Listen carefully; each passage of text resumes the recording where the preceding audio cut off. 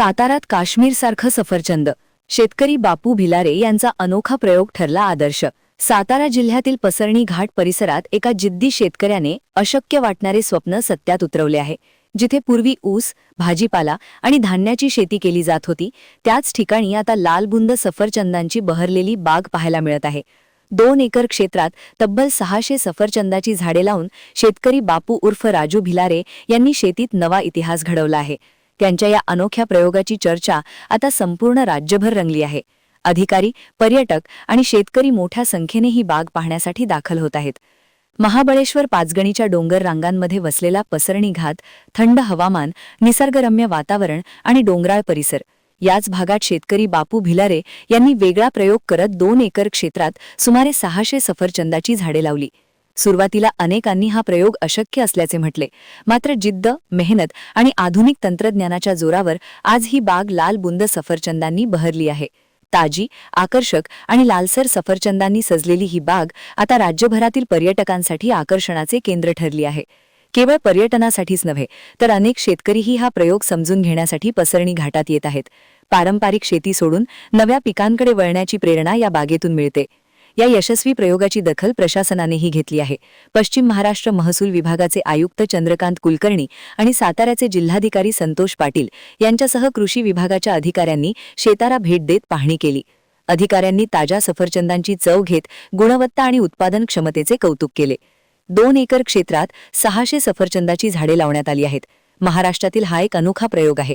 येथील सफरचंद काश्मीरमधील सफरचंदांइतकीच चविष्ट आणि रसाळ आहेत. शेतकरी बापू भिलारे यांनी दिशादर्शक काम केले आहे. महाराष्ट्राचे हवामान विविध फळ पिकांसाठी पोषक आहे. शेतकऱ्यांनी नव्या आणि प्रयोगशील शेतीकडे वळले पाहिजे. बापू भिलारे यांचा हा प्रयोग इतर शेतकऱ्यांसाठी प्रेरणादायी आहे. सुरुवातीला अनेक अडचणी आल्या, हवामानाचे आव्हान होते, खर्चही मोठा होता. मात्र हार न मानता बापू भिलारे यांनी मेहनत आणि चिकाटी कायम ठेवली. त्याचाच परिणाम म्हणजे आज साताऱ्यात सफरचंद बागायतीचा हा अनोखा प्रयोग यशस्वी ठरला आहे.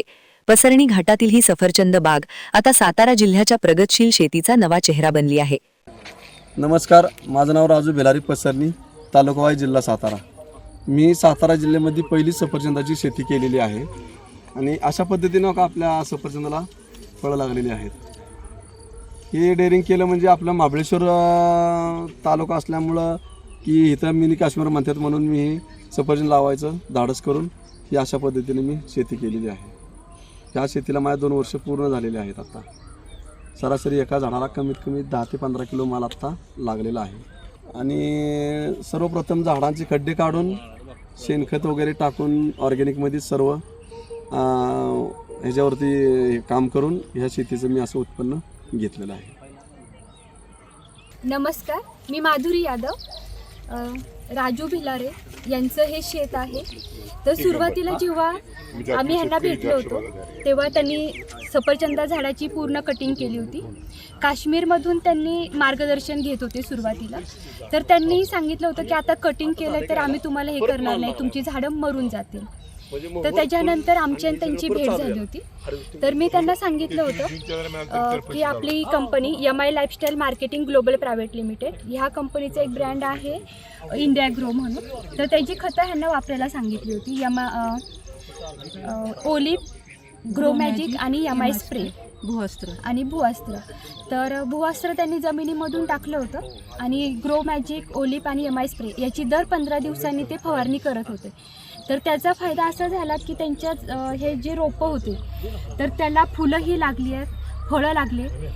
तर ते आता एकदम खुश आहेत. आपल्या पूर्ण ह्याच्यामध्ये फर्स्ट टाईम असं झालं आहे की ॲपलची लागवड झाली आहे आणि ॲपल पण आली आहे.